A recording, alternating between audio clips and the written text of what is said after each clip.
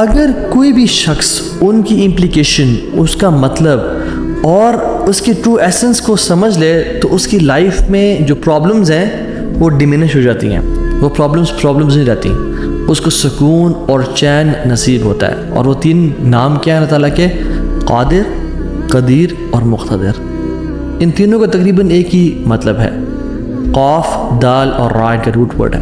قادر قرآن میں 12 دفعہ آیا ہے، قدیر 45 ٹائمز آیا ہے اور مقتدر 4 دفعہ آیا ہے. وچ شوز کہ اللہ سبحانہ تعالیٰ ہر چیز پر فل قدرت رکھتے ہیں. اللہ تعالیٰ ہر چیز پر قادر ہیں. اللہ تعالیٰ اسباب کے محتاج نہیں ہے.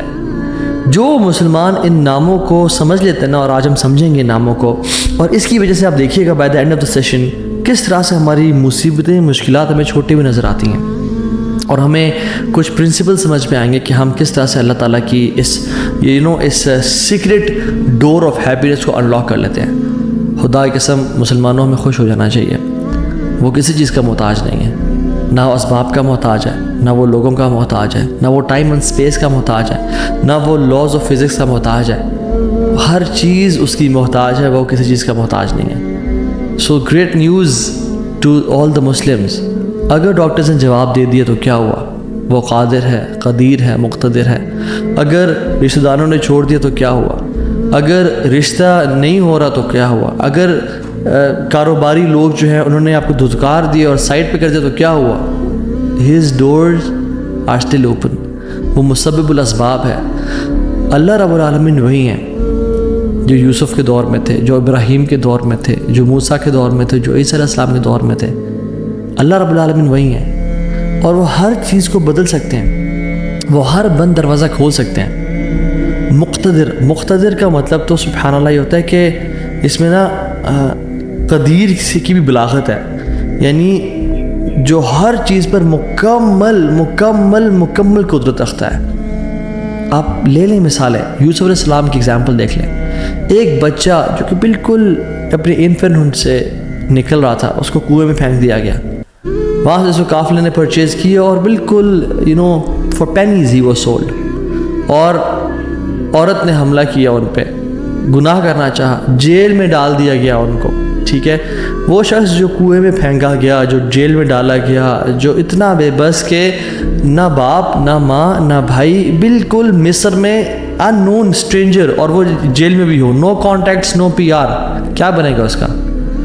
القدیر نے، المقتدر نے اس کو وہاں سے اٹھا کے ایجپٹ کے تخت پہ بٹھا دیا. اللہ ہر چیز پر قادر ہے. ابراہیم علیہ السلام باپ بھی چھوڑ گیا، باپ نے کہا تجھے میں رجم کر کے مار دوں گا. ہر کوئی ساتھ چھوڑ گیا، حتیٰ کہ سب جمع ہو گئے ان کے خلاف اور ان کو برہنہ کر کے کیٹاپلٹ میں ڈال دیا. اور وہاں سے جب آگ میں ڈالنے لگے تو کیا پڑھا ابراہیم نے؟ حسبی اللہ و نعم الوکیل، مجھے اللہ کافی ہے.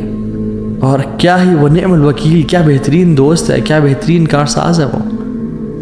اور اللہ تعالیٰ نے وہ کس طرح کا قادر ہے، وہ کس طرح قدیر اور مقتدر ہے کہ اس نے ہواؤں کی ڈائریکشن کو نہیں پھیرا، نہ ہی اس نے سمندروں کے رخ کو بدلا، نہ ہی اس نے کوئی پرندے بھیجے جو کہ اس پانی کو، اس آگ کو ٹھنڈا کر دیں پانی پھینک کے. نہیں، بلکہ ڈائریکٹ اس آگ کو کہا جس کی صفت ہے جلانا، قُلْ يَا نَارُ كُونِي بَرْدًا وَسَلَامًا عَلَىٰ إِبْرَاهِيمَ.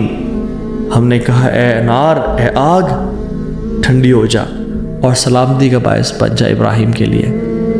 کچھ روایات میں تو یہ بھی آتا ہے کہ ان کی صحت کے بھی کچھ ارچہ کلام ہے کہ ابراہیم علیہ السلام سے پوچھا گیا کہ سب سے بہترین مومنٹس آپ کی زندگی میں کون سے تھے؟ تو ابراہیم علیہ السلام نے کہا کہ جب میں آگ میں تھا کہ اللہ تعالیٰ نے اس کو حکم دیا تھا کہ ٹھنڈی ہو جا، اور اتنی ٹھنڈی نہ ہونا کہ ابراہیم کو تکلیف پہنچائے، سلامتی والی بن جانا.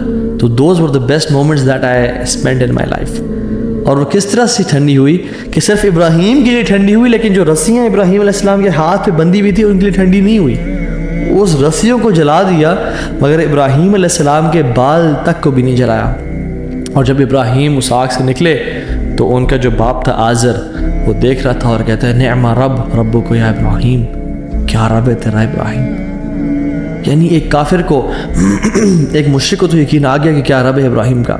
ہم نے 50-60 سال زندگی گزار لی لائف کے، کچھ نے مجھ نے تو 20-30 سال گزارے زندگی کے. ہمیں ابھی تک رب کی قدرت پہ یقین نہیں آیا. ہمیں ابھی تک آنیسٹلی اللہ تعالیٰ کے مکمل قادر ہونے پہ یقین نہیں آیا۔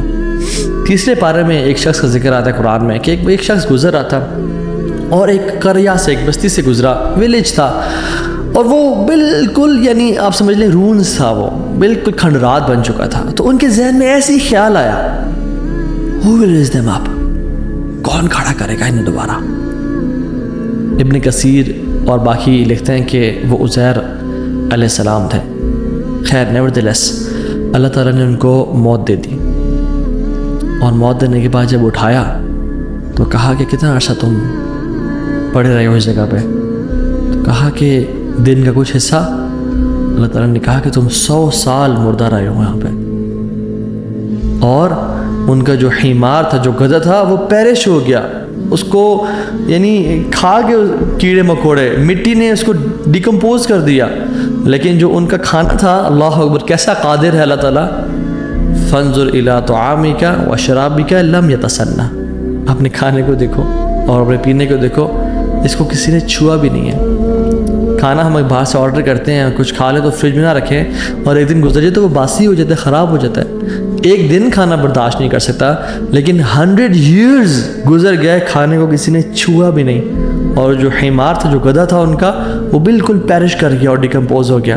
اور عزیر علیہ السلام کے نظروں کے سامنے اللہ نے اس کو دوبارہ کھڑا کر دیا۔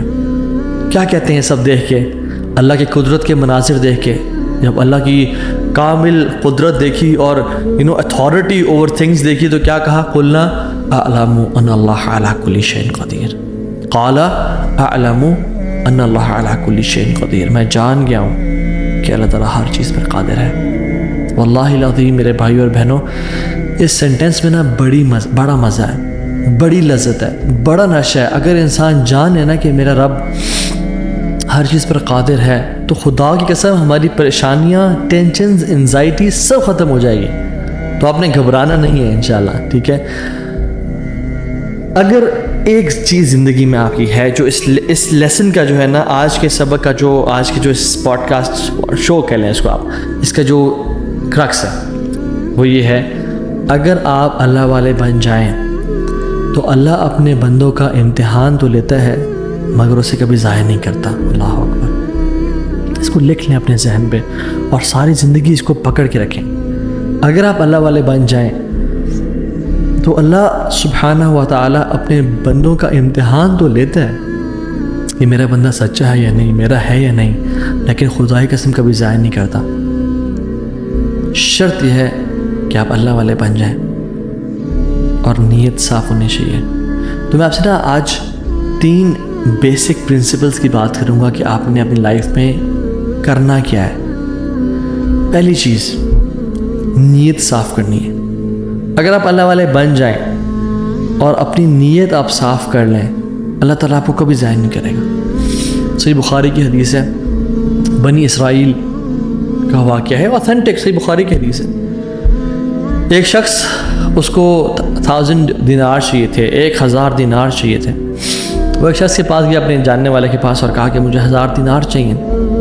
تو اس نے کہا کہ ٹھیک ہے میں تجھے دے دوں گا، بس تو ضامن ایک لے آ جو اسے ضمانت دے، اور گواہ لے آ، میں تمہیں دے دوں گا، مجھے پرابلم نہیں ہے۔ وہ شخص مسکین تھا، کوئی اس کے جاننے والا نہیں تھا، لیکن اللہ والا تھا وہ۔ اس نے کہا دیکھ میری بات سن، میرا ضامن بھی اللہ ہے اور میرا گواہ بھی اللہ ہے، میں اللہ کو گواہ بنا کے کہہ رہا ہوں کہ میں تمہیں واپس کروں گا۔ اس کو اس بندے کی تقوی پہ یقین آیا اور اس نے کہا کہ چلو میں دے دیتا ہوں، یہ اللہ کو گواہ بنا رہے ہیں، اتنا بڑا جھوٹا تو نہیں ہوگا۔ اور یہاں پہ آئے پاز، میرے بھائیوں بہنوں، پاکستان کے لوگوں، انڈیا، بنگلہ دیش، جہاں سے بھی لوگ دیکھ رہے ہیں، اللہ کا نام لے کے نہ کبھی کسی کو دھوکہ نہ دو۔ ویسے بھی دھوکہ کسی کو نہیں دینا چاہیے، لیکن اسپیشلی اللہ کی قسم کھا کے یا اللہ کا نام لے کے کسی کو دھوکہ نہ دو۔ یاد رکھیں جو اللہ کا نام لے کے سچ بولتا ہے نا، اللہ تعالیٰ اس کی غیبی خزانوں سے مدد کرتا ہے، اور جو اللہ کا نام لے کے دھوکہ دیتا ہے لوگوں کو، اللہ اس کو تباہ و برباد کر دیتا ہے۔ تو اس شخص نے کیا کیا، اس نے کہا کہ میرا ضامن بھی اللہ ہے، میرا گواہ بھی اللہ ہے۔ تو اس نے دے دیا، اس نے کہا میں تجھے اللہ کے اس نام پہ، تجھ پہ میں ٹرسٹ کرتا ہوں۔ یہ شخص پیسے لے کے اس نے کاروبار کرنا تھا، یہ چلا گیا۔ یہ جب کشتی پہ بیٹھا، سوار ہوا، دوسری طرف اترا، اپنا کام شام کیا، واپس آیا. جو دن اور جو مقرر وقت طے ہوا تھا، جب وہ کشتی پہ آیا واپس، ایک سمندر کے پار یہ شخص تھا، تو جو لاسٹ کشتی تھی وہ نکل گئی. یہ سر پکڑ کے بیٹھ گیا کہ میں نے تو آج وعدہ کیا تھا اور اللہ کو ضمانت دار بنایا تھا اور گواہ بنایا تھا. اب اگر میں آج اس تک مال نہیں پہنچاتا تو وہ کیا سوچے گا میرے بارے میں، اور اس کا تو ٹرسٹ اٹھ جائے گا، یعنی کہ میں نے اللہ کے نام پہ جھوٹ بولا اسے. تو آخری کشتی چلی گئی تھی. اس کے بعد تو کشتی نے اس دن جانا نہیں تھا، تو اس نے کیا کیا کہ یا اللہ میں نے تجھے ضمانت دار بنایا ہے اور تجھے میں نے گواہ بنایا ہے، تو تیرا کام ہے اس مال کو پہنچانا. اس نے ایک ووڈ لاگ لیا، اس میں سوراخ کیا، اس میں 1000 دینار. سبحان اللہ، 1 دینار از اے گولڈ کوائن. اور آپ ایک گولڈ کوائن کی آج آپ ورتھ لگا لیں، ان لیکس، ان ملینز. اس نے کیا کیا، اس کو اس ووڈ لاگ میں ڈالا، پرچی لکھی اور اس میں ڈال کے بسم اللہ پڑھ کے آگے بہا دیا کہ اللہ تجھے میں نے ضمانت دار بنایا، تجھے میں نے گواہ بنایا، اب تیرا کام ہے اس کو. یہ شخص یہاں ویٹ کر رہا تھا اور یہ شخص اپنا مال لینے کا یہاں انتظار کرتا اور یہ شخص یہاں پہ کھڑا تھا، اس نے مال کو دے دیا. اور سبحان اللہ، اللہ تعالیٰ نے کیسا قادر ہے، کیسا قدیر ہے، اس نے اس ہواؤں کو رخ پھیر دیا اور وہ بندہ وہاں انتظار کر رہا تھا. اور اس کے بندے کے پاس وہ ووڈ لاگ پہنچا اور اس نے اس کو دیکھا، اس میں پرچی تھی اور پرچی نکالی اور اس کو کھول کے دیکھا کہ اس کے 1000 دینار تھے. وہ بڑا حیران ہوا کہ یہ مجھ تک کیسے پہنچے. خیر، یہ جو شخص تھا جس نے بھیجے تھے، یہ اگلے دن دوبارہ جو سب سے پہلی کشتی ملی اس پہ روانہ ہوا اور اس بندے کے پاس پہنچا اور 1000 دینار لے کے الگ سے کہ پتہ نہیں وہ پہنچے نہیں پہنچے، میں اس کو اس کا حق تو دے دوں. اس نے کہا کہ یہ تمہاری امانت، معذرت تھوڑی تاخیر ہوگی مجھ سے. کہتے ہیں تو کل تم نے مجھے پیسے نہیں بھیجے؟ کہتے میں نے بھیجے. اس نے کہا جس رب پہ تم نے توکل کیا ہے نا، جس رب کو تم نے ضمانت دار بنایا تھا، اس رب نے تیرا مال مجھ تک پہنچا دیا، مجھے اس مال کی ضرورت نہیں ہے. جو کچھ سنا گیا اللہ پاک اس پر عمل کرنے والا اور آگے لوگوں تک پہنچانے والا بنائے. مزید اصلاحی بیانات کے لیے ہمارے یوٹیوب چینل دین اور دنیا کو سبسکرائب کریں. جزاک اللہ خیر.